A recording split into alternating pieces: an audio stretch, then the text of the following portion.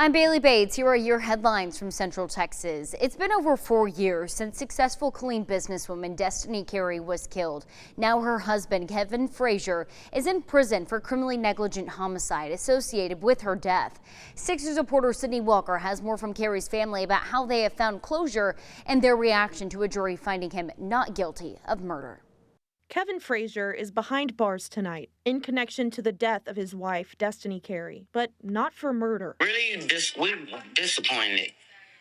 Very disappointed. We definitely did not expect his charge to get dropped down to negligent homicide. Carey's sister Dee Dee said their family's reaction is bittersweet. It wasn't what we wanted, but we did get some kind of justice because he could have walked out with just probation, you know? It was traumatic, sitting in court for weeks. We was reliving her death all over again. You know, it was crying and it was just like, I cried on the way home.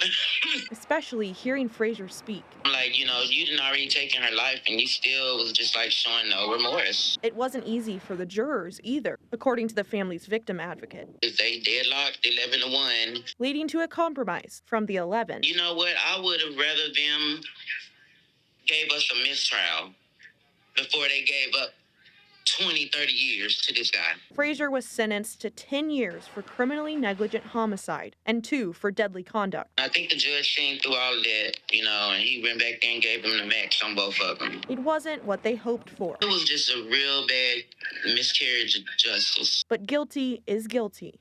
It felt surreal. It was like finally. You know? And they're grateful this chapter is over. It's been 4 long years. You know, we did get closure.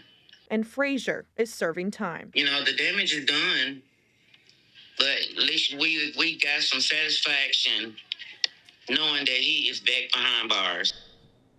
Meantime, the Rosebud community is grieving after the sudden loss of their beloved fire chief who died this weekend in an ATV accident. 6 News reporter Juliana Jackson has more from the community and how they're remembering him. Caleb was a hero, you know, and I'm proud to say he was my friend. On May 2nd, Rosebud Volunteer Fire Department Chief Caleb Miller died in an ATV accident in Burnett County. This is going to ring for decades here in this town. You know, he was a very dedicated individual to his community, his family. Kevin Ray Murray says their friendship spanned for more than a decade. We depend on Caleb. He's our 911. When we need help, Caleb shows up. The Rosebud Volunteer Fire Department calling Miller a brother, a mentor, and the kind of leader you only get once in a lifetime. They say he led with heart, serving his community with pride, and always putting others before himself. We started as rookie firefighters and worked our way up to captains. A lot of the good stuff together. You know, we had some wins, man. Friends say Miller was more than a fire chief. He was the person people counted on in their darkest moments. Caleb was the first smiling face you would see.